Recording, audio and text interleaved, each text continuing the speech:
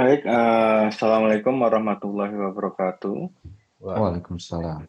Yang saya hormati pimpinan Lembaga Layanan Pendidikan Tinggi, Dr. Samsuri, eh, dan para pejabat struktural maupun fungsional yang ada di dalamnya, Bapak Moderator dan para peserta workshop sosialisasi terkait dengan pangkalan data pendidikan tinggi. Jadi ini sebenarnya kita juga memang sedang menyiapkan materi untuk workshop. Jadi memang selain menyiapkan materi di masa-masa ini kami juga apa namanya kita menyiapkan beberapa update gitu ya terkait dengan pangkalan data pendidikan tinggi. Jadi memang kondisinya tim posisinya sedang mengejar waktu. Jadi saya kira pada kesempatan hari ini saya akan memaparkan terkait dengan kebijakan-kebijakan yang terkait terutama gitu ya yang paling dekat dengan pangkalan data pendidikan tinggi yang berhubungan dengan Neofeeder. Jadi kita sudah update gitu ya beberapa fitur di Neofeeder, terutama terkait dengan pendataan RPL. Ini juga kita sedang berkoordinasi dengan rekan-rekan di Belmawa gitu ya, rekan-rekan di Belmawa terkait dengan aplikasi Seira. Saya kira pasti ini menjadi kekhawatiran bagi teman-teman semua terkait dengan bagaimana mahasiswa lintas jalur alih jenjang dan lain sebagainya, bagaimana program-program RPL dan lain sebagainya. Pasti di sini teman-teman juga menunggu di mana itu pasti akan berlaku di pelaporan semester genap. Jadi kebetulan ini juga bagi sebagian perguruan tinggi, bagian besar perguruan tinggi sudah masuk di semester genap. Jadi saya kira ini kesempatan yang pas lah, dan yang saya harapkan di bulan-bulan April ke depan kita akan mensosialisasikan, dan seharusnya teman-teman di Belmawa juga mensosialisasikan terkait dengan aplikasi Sera. Kalau di kami lebih ke dampak adanya aplikasi Sera itu sendiri. Jadi kalau lihat dari jadwal nanti ada Mbak Anissa, nanti secara detail bisa ditanyakan teknisnya dengan oleh Mbak Anissa.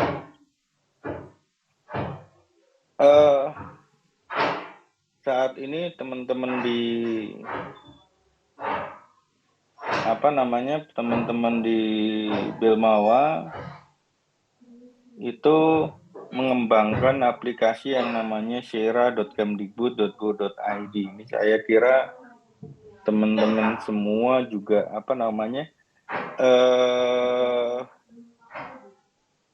ibaratnya kadang masih menunggu juga kebijakan. Kami pun kemarin ini juga mengejar waktu untuk menyelesaikan ini semua. Jadi ibaratnya bahwa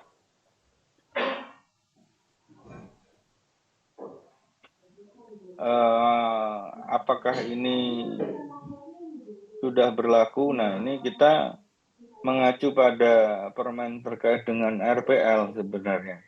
Jadi permen terkait dengan RPL itu, kalau dulu itu ada RPL tipe A, RPL tipe B. A itu dibagi dua, A1 dan A2. Sekarang itu pembagiannya tidak begitu jelas gitu ya. Dan penamaannya pun tidak begitu di permen itu tidak begitu rinci gitu. Saya kira kalau dulu tipe A itu pasti adalah terkait dengan pengakuan kredit atau transfer kredit dari sebuah pendidikan lampau gitu ya, ataupun pengalaman kerja, pendidikan informal, non formal yang menjadi kredit di mata kuliah di dalam kurikulum pada perguruan tinggi tersebut atau pada program studi tersebut. Itu tipe A. Nah, dan A1 A2 pembagiannya, kalau A1 itu formal, lewat jalur formal, jadi pernah mengenyam pendidikan tinggi, terus nilainya diakui sebagai transfer ke SKS gitu ya. Jadi di sini juga A2 dulu adalah terkait dengan non formal, informal dan pengalaman kerja. Jadi dari course, dari lembaga kursus, dari sertifikat-sertifikat pengalaman kerja, membuat portofolio gitu ya. Membuat portofolio di sendiri-sendiri gitu ya, calon mahasiswanya berdasarkan pengalaman kerja, bukti-bukti yang dipunya, terus perguruan tinggi menilai, bersama tim menilai untuk untuk menjadikan perolehan SKS gitu ya. Nah, di sini kata kuncinya adalah sebenarnya yang di RPL sekarang adalah ini. RPL perolehan SKS sama RKL transfer SKS. Nah, RPL perolehan SKS di sini adalah untuk pelaporan mahasiswa pelaporan mahasiswa calon mahasiswa yang melalui jalur informal, non formal dan pengalaman kerja. Jadi bagi umpamanya sebagai contoh lulusan SMK kesehatan terus melanjutkan di program studi kesehatan, pengalaman kerjanya dihitung, sertifikatnya dihitung. Nah, itu yang masuk ke dalam perolehan SKS gitu ya. Dan itu harus masuk aplikasi syira.kemdikbud.go.id. Masuknya gimana? Masuknya adalah mereka seperti di petunjuk sistem, silahkan untuk masuk ke sistem itu sendiri gitu ya, karena ini sementara masih dikelola oleh Belma secara utuh. Jadi masuk ke sistem itu sendiri, melaporkan siapa saja yang akan di RPL-kan secara perolehan atau melalui jalur portofolio itu gitu ya. Terus beserta syarat-syarat dan ketentuan yang ada di lampiran di sana. Jadi intinya namanya siapa, diakuinya berapa, itu menjadi SK Rektor gitu ya, menjadi SK Rektor, diuploadkan di situ. Jumlahnya jelas. Jadi saya kira ada beberapa syarat di situ. Yang syarat lain adalah terkait dengan adanya memang sudah di perguruan tinggi itu terkait dengan aturan pengelolaan RPL itu gitu. Jadi diharapkan memang perguruan tinggi juga memahami RPL itu baru melaksanakan RPL. Jadi apakah sudah ada aturan, apakah sudah ada tim penilai, apakah ada itu disusun gitu ya. Ada penyusunan, mungkin ada SK rektornya dan lain sebagainya. Dan karena kita takutnya bahwa ternyata selama ini itu menjalankan RPL ini adalah sesuai dengan kebiasaan. Itu yang perolehan SKS. Syaratnya juga satu lagi terkait dengan aplikasi spmi.kemdikbud.go.id itu diisikan. Walaupun hanya sekedar walaupun belum terverifikasi sepertinya itu boleh. Yang penting perguruan tinggi sudah menguploadkan, sudah mengisikan. Di situ baru bisa mengakses atau baru bisa dicek lagi itu eligibilitasnya dari tadi apakah SPMI-nya sudah diisi, apakah ada aturan terkait dengan penyelenggaraan RPL di internal kampus, apakah sudah ada surat rektornya siapa saja yang diterima untuk pelaksanaan RPL, terus akreditasi minimal B atau baik sekali, yang jelas pernah meluluskan juga dan lain sebagainya. Itu menjadi syarat awal untuk penyelenggaraan RPL tipe perolehan, dan nanti dari sisi itu barulah melaporkan di PDDikti itu untuk perolehan SKS. Nah, kalau RPL transfer SKS yang ada di PDDikti itu berfokus pada penggantian referensi terkait dengan mahasiswa alih jenjang, lintas jalur gitu ya. Kalau dulu ekstensi gitu ya. Jadi di sini fokusnya di situ. Jadi sudah ada pendidikan formal sebelumnya.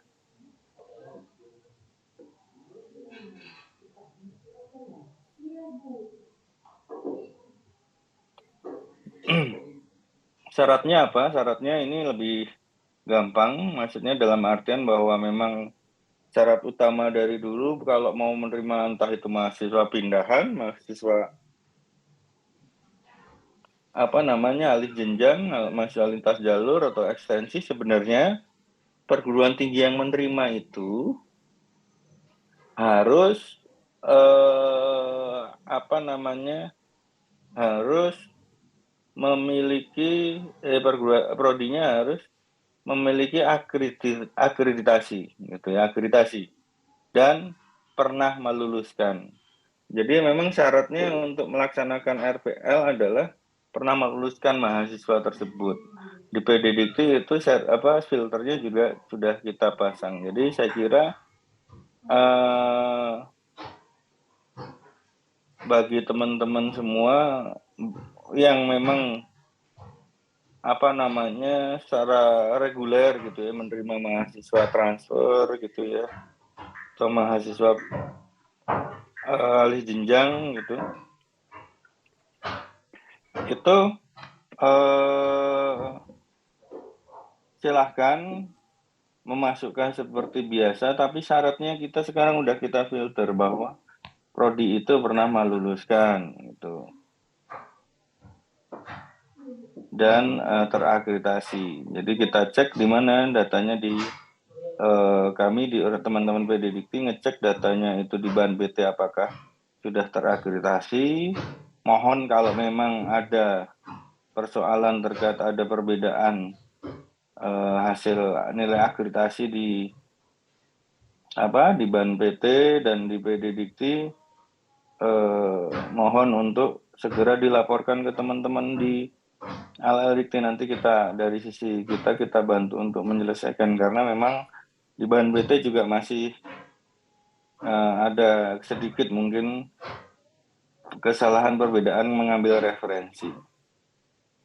Mungkin itu.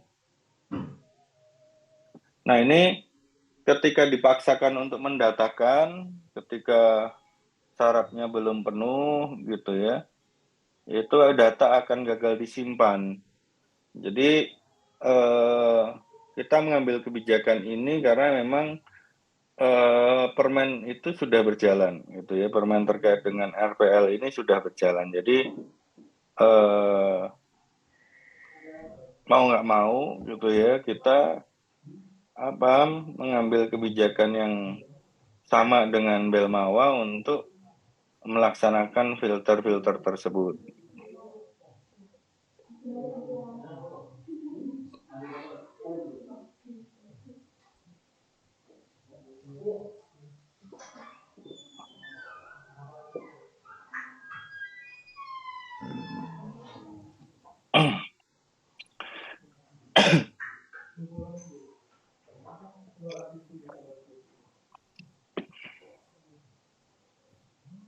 Jadi untuk yang perolehan SKS pun kita juga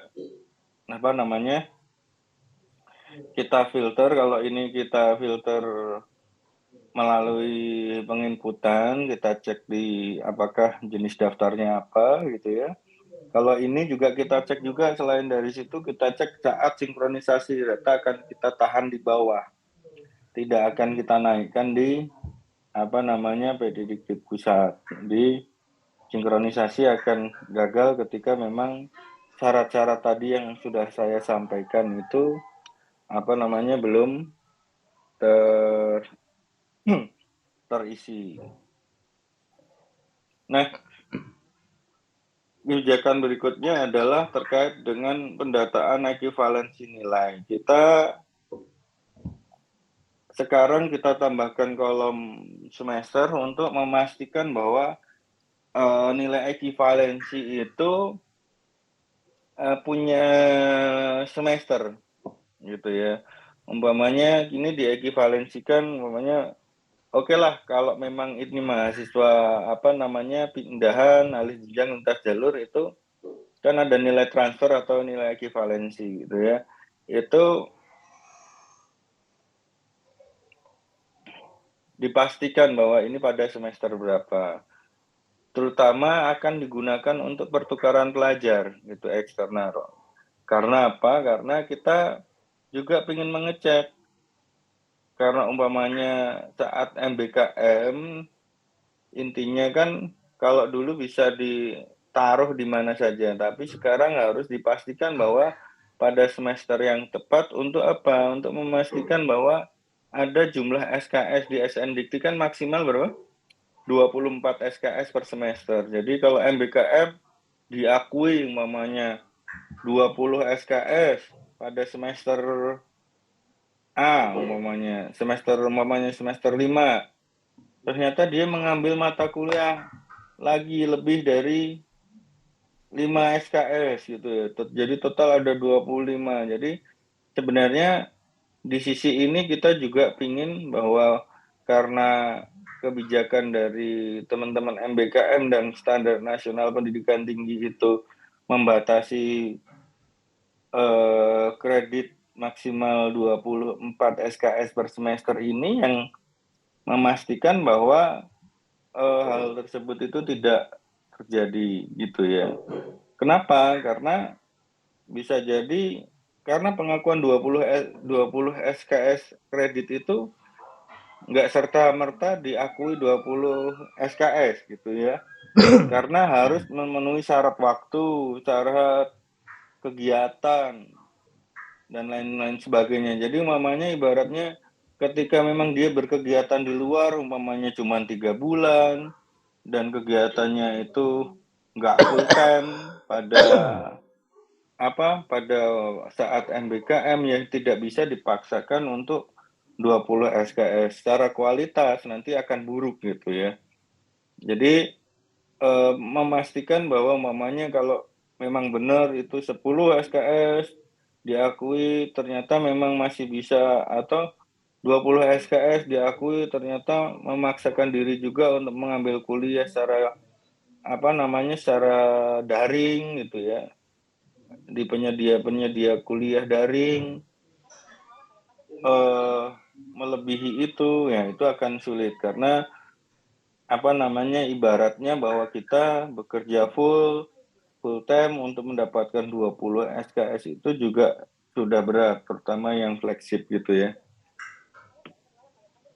Jadi pembatasan kolom isian ekuivalensi ini juga untuk mengecek ini yang diekuivalensikan itu kegiatan di semester berapa.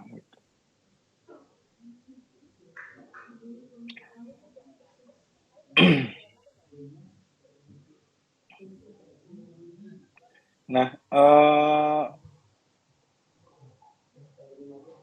pembiayaan sekarang gitu ya, pembiayaan kuliah ini sekarang kita juga ingin memastikan juga terkait dengan pembiayaan. Karena di setiap semesternya itu ya, ini walaupun memang belum kita masih mencari idealnya juga, tapi ketika kita berbicara biaya kuliah umpamanya, kalau itu beasiswa umpamanya supaya tidak double funding gitu ya, double pembiayaan supaya namanya ternyata teman-teman mendapatkan beasiswa LPDP gitu ya untuk S sarjana gitu ya. Terus ikut MBKM ikut MBKM flagship dan itu pembiayaannya juga sama gitu ya lewat LPDP di mana instrumen yang dibiayai juga hampir mirip-mirip. Nah ini yang tidak diperbolehkan gitu ya. Jadi harapannya minimal untuk mengetahui itu. Terus yang terbaru adalah juga ketika kita mendatakan di menu pelengkap gitu ya, menu pelengkap untuk mengatur periode perkuliahan dan lain sebagainya. Daya tampung ini sekarang sudah dilengkapi dengan data jalur pendaftaran gitu. Supaya kita ingin tahu jumlahnya itu sudah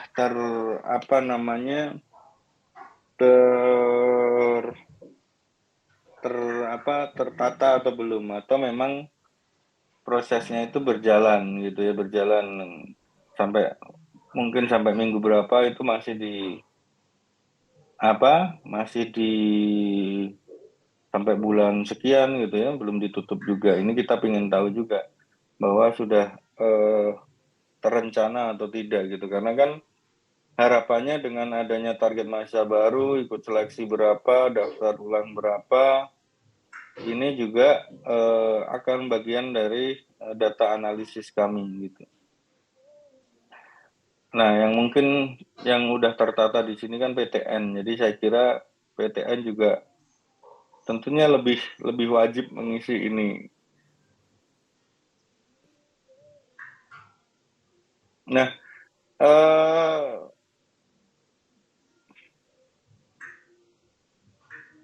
pendataan status keluar mahasiswa ini gitu ya. Sekarang kita punya kebijakan bahwa mohon perguruan tinggi kembali atau memastikan lagi kalau menstatuskan keluar mahasiswa itu tidak gegabah. Tidak gegabah itu dalam artian kalau mau diluluskan ya secara penomoran ijazah sudah siap, kalau di PD Diktinya semua laporan semester sudah terselesaikan, kalau memang ada ibaratnya pembuatan transkrip nilai gitu ya, itu ya sekalian aja apakah sudah selesaikan atau belum, karena ke depan kita nggak tahu apakah transkrip ini menjadi syarat untuk penarikan nomor ijazah nasional atau tidak gitu. Jadi saya kira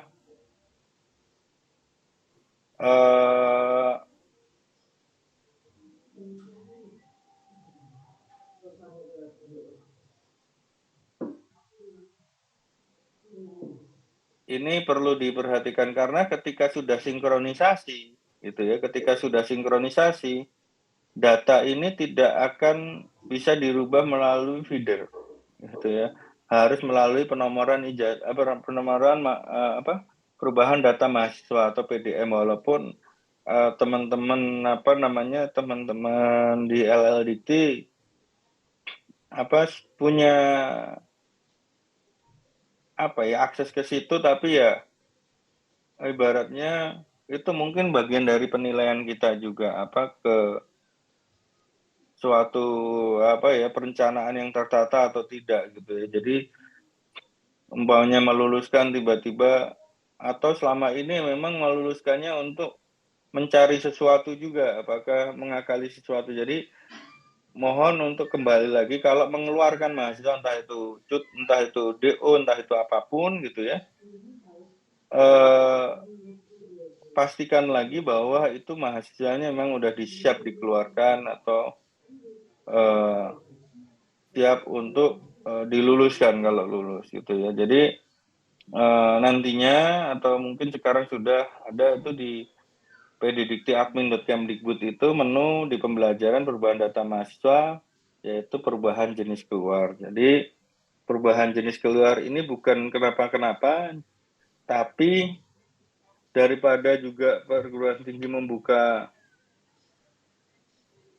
tipe 1 gitu ya, sering-sering ya mending lewat PDM gitu ya.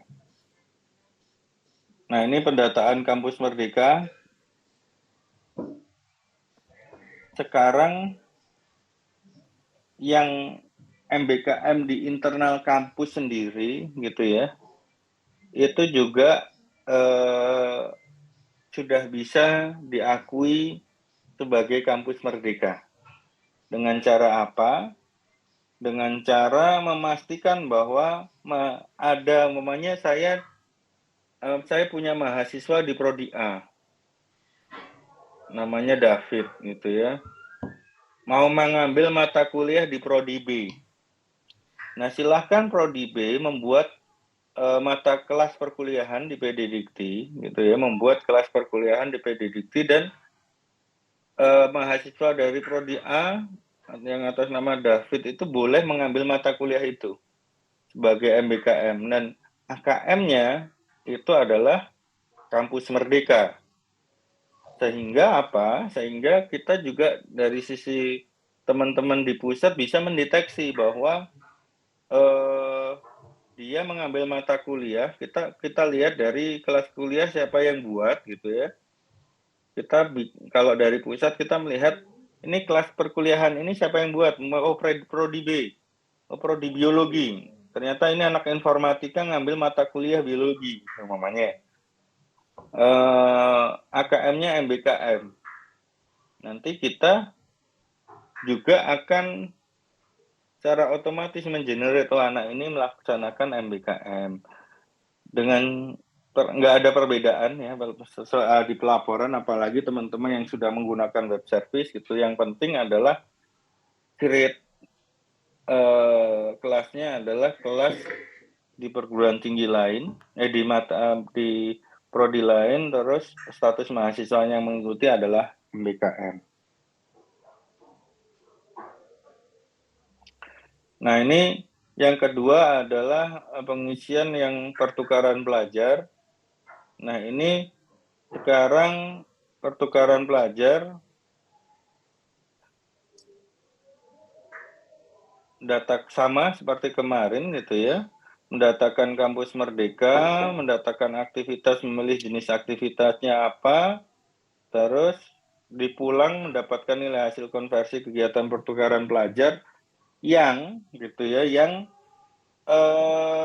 sudah ada semesternya gitu. Nah, non pertukaran pelajar masih sama gitu ya, melalui aktivitas. Nah, ini yang baru adalah pendataan mahasiswa inbound. Saya kira bagi perguruan tinggi besar itu menerima mahasiswa course gitu ya. Menerima mahasiswa course itu adalah sebuah kebanggaan lah pastinya, bahwa umpamanya dari perguruan tinggi A mendapatkan beberapa mahasiswa dari perguruan tinggi B untuk ikut perkuliahan di internal kampus. Nah, selama ini kan banyak yang belum mendatakan gitu ya. Selama ini banyak yang belum mendatakan. Di situ kebijakan di kami adalah harus didatakan sebagai pendaftaran non gelar atau course gitu ya. Dia AKM, terus kalau selesai itu status keluarnya adalah selesai pendidikan non gelar. Jadi ini juga bagi teman-teman di PTN terutama, ini juga bagian dari Nanti kita penilaian cek aja dulu indikator teman-teman. kinerja utama yang di IQ 2 gitu ya. Dan bagi PTS juga saya kira kalau ada pendanaan dari Dikti, cara secara apa namanya umum gitu ya, kita melihat urutan dari sebenarnya dari pelaksanaan IKU juga sebenarnya. IKU PTN kita filterkan ke mana? Ke PTS untuk ini diprioritaskan mendapatkan pendanaan. Jadi saya kira semuanya menjadi bersiap-siap gitu ya. Baik PTN pasti gitu ya, PTS gitu ya. Ini beda lagi dengan IKU LLDT, tapi ini IKU PTN filternya biasanya dipakai dengan oleh orang keuangan di Dikti untuk menyalurkan bantuan apa atau hibah apa, itu dilihat dari nilai indikator kinerja utama. PTN yang difilterkan apa namanya ke PTS. Nah, perubahan data referensi jenis masuk itu kita tambahkan bukan hanya RPL saja. Kalau kita balik ke halaman pertama tadi ada RPL transfer kredit atau RPL transfer SKS dan RPL perolehan SKS itu. Jadi terus referensi jenis daftarnya adalah pendidikan non gelar. Terus jenis keluarnya ada penambahan yaitu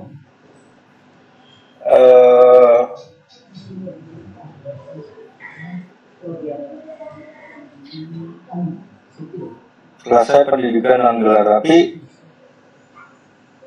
apa namanya di jalur masuk juga kita sesuaikan dengan jalur masuk yang ada, karena memang ada perubahan nama dia tuh non seleksi gitu ya. Ada pendidikan non gelar. Terus Inbon jenis aktivitas mahasiswa gitu ya. Itu nanti dicetak karena kita lulus nanti di sana perguruan tinggi sama PTN besar gitu. Sekarang udah ada survei research ya, biar itu bisa mengambil jenis aktivitas mahasiswa yang kegiatan penelitian reguler. Untuk status keluar itu tadi kami sudah menambahkan seleksi pendidikan non gelar. Dan rencana pengembangan ini terkait dengan sebenarnya bukan hanya ini. Di situ sebenarnya lulusan non gelar. Yang pertama ini sudah sebenarnya integrasi kegiatan MBKA flagship juga sedang dikembangkan, pemanfaatan SSO. Nah ini pemanfaatan SSO ini juga ada hubungannya sebenarnya dengan perguruan tinggi ini, apakah sudah tata kelolanya baik atau tidak. Karena kalau kita membuat draft ini itu membayangkan bahwa di masing-masing perguruan tinggi itu bukan hanya satu operator, tapi ada ibaratnya data governance yang cukup baik, di mana ada nanti mungkin ada akun admin perguruan tinggi yang bisa membagikan rule akses ke yang lebih kecil ke bawah-bawahnya. Ini masih gambaran aja gitu ya, dimana pastinya kalau kita menggunakan satu orang operator saja tanpa melibatkan admin-admin lain gitu ya, pasti akan sangat powerful, karena admin ini kalau bisa membagikan akses ke yang lainnya. Dan akhirnya perguruan tinggi dituntut untuk membuat data governance, di mana siapa wali data untuk ini itu, namanya prodi itu kan kalau di data governance kan intinya adalah organisasi, ada organisasinya, ada prosesnya, ada verifikatornya, ada aliran datanya, ada informasi yang dibutuhkannya apa, sumber informasinya apa. Ngomongnya di prodi di situ kelas perkuliahan, dosen mengajar, mahasiswa cuti, mahasiswa bimbingan, persiapan awal MBKM, persiapan awal kelulusan itu ada di situ semua. Jadi data yang ini gambaran aja ya, data yang akan diselesaikan di Pangkalan Data Pendidikan Tinggi harusnya ada proses verifikasi, entah itu dari prodi naik ke jurusan, ke fakultas, sampai ke teman-teman yang biasa mengelola PDDikti di lingkungan pusat kampus gitu ya, sehingga mereka tidak terbebani oleh kalau melaporkan data gitu ya, udah terjadi tanggung jawab penuh operator, tapi di dalamnya sudah ada proses verifikasi validasi terlebih dahulu, sehingga operator juga tidak terbebani. Ini kalau udah ada batas waktu tertentu, teman-teman di prodi apakah sudah verifikasi validasi terkait dengan data PDDikti dan lain sebagainya gitu, supaya tidak menjadi beban gitu bagi operator bahwa saat sinkronisasi jadi salahnya dia sendiri, enggak gitu ya. Tapi kalau di balik itu semua itu ada proses bisnis, ada verifikasi validasi bagi penanggung jawab datanya masing-masing, entah itu data prodi. Kalau di lingkungan kampus itu kan macam-macamnya unitnya, ada unit untuk yang ngurusin tracer study, ada data tracer study-nya, data penelitian, data penelitiannya, di SDM ngurusin data dosennya. Jadi memang harus ada verifikasi, validasi, dan konsolidasi data di internal secara berkala gitu ya. Karena kalau nggak secara berkala, kita nggak tahu isu-isunya apa, nanti menumpuk. Ya ini yang kita khawatirkan, karena zaman sekarang itu kita kejar-kejaran dengan waktu terkait dengan teknologi gitu ya. Teknologi tidak akan jalan walaupun secanggih apapun perguruan tingginya dengan bisa mengembangkan sistem informasi yang bisa, tapi tanpa tata kelola yang baik, sistem itu juga bukan apa-apa. Umumnya ada sistem, terus di lingkungan kampus ada sistem informasi akademik baru, mohon digunakan. Di situ belum diatur siapa pengelolanya, siapa verifikasinya, privilege penggunanya, itu tidak akan berjalan baik. Belum ada di aska rektornya pengaturan ini sebagai apa-apa. Nah ini yang harus dipikirkan lagi oleh perguruan tinggi, mungkin dan dorongan lagi oleh LLIT buat ayo mana ada nggak tata kelolanya sistem informasi, apakah datanya juga terintegrasi. Nah ini penting juga. Jadi rencana pengembangan berikutnya adalah mendorong juga untuk perguruan tinggi membuat sebuah tata kelola gitu ya, yang ibaratnya yang lebih baik lagi gitu ya, bukan hanya sekedar, kan selama ini juga pimpinan nggak tahu yang dilaporkan oleh operator apa gitu ya. Ya harapannya dengan gambaran adanya tata kelola ini kan tanggung jawab penuh juga dari pimpinan perguruan tinggi, dan dampak-dampaknya pun besar. Kalau di kelembagaan nggak bisa mengajukan prodi baru dan lain sebagainya gitu ya. Kalau acara pengelolaan juga buruk, apa malah kena temuan dan lain sebagainya. Ini berawal dari data gitu ya, berawal dari data. Jadi kembali lagi, kita itu kayak ya dibilang nilai plus bisa gitu ya, dibilang ini menjadi sebuah beban juga bisa gitu. Jadi mamanya di akhir-akhir ini PDDikti itu dimanfaatkan, diminta untuk menjadi tumpuan kebijakan pendidikan tinggi gitu ya, di level manapun, entah itu di kementerian, di lembaga layanan pendidikan, di lembaga akreditasi mandiri, di internal itu ya ada dari sumber daya ada terkait dengan perhitungan ini itu, dari unit utama lain ada, di luar juga ada. Jadi bisa jadi ini kesempatan, bisa jadi ini sebuah tantangan yang sangat besar bagi perguruan tinggi. Makanya memang kembali ditata dan teknologi dan data itu udah menjadi keniscayaan gitu sekarang. Nggak bisa bahwa kita menghindari itu, kita mau pakai manual aja sampai kapan gitu ya. Kedepannya pasti akan berubah. Secara kita dulunya, secara gampang aja masalah teknologi gitu ya. Walaupun sekarang masih ada juga yang pakai SMS gitu ya, tapi sekarang semua udah pakai yang berbasisnya internet, WhatsApp gitu namanya. Sekarang kita meeting juga udah ada hybrid ya, jadi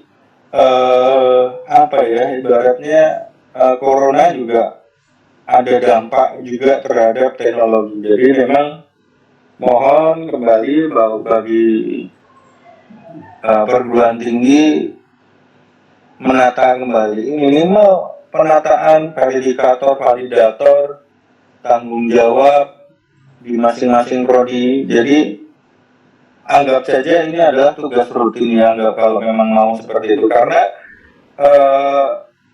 yang dulunya mencatatkan data secara fisik sekarang digitalisasi, ibaratnya seperti itu.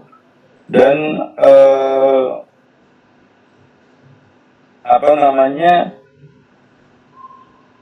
pengarsipan ya, mengumpulkan data di PDD itu bagian dari pengarsipan juga sebenarnya. Kita belum tentu tahu juga bahwa yang apakah kita menyimpan data itu secara aman, secara fisik gitu ya di lingkungan kampus atau tidak. Jadi ini pun menjadi bagian juga gitu dari proses pengamanan data. Mungkin itu yang bisa saya sampaikan terkait dengan kebijakan di kami, bahwa kita sedang mengejar juga Pak Idik. Jadi mungkin juga untuk teman-teman LLIT yang mengelola juga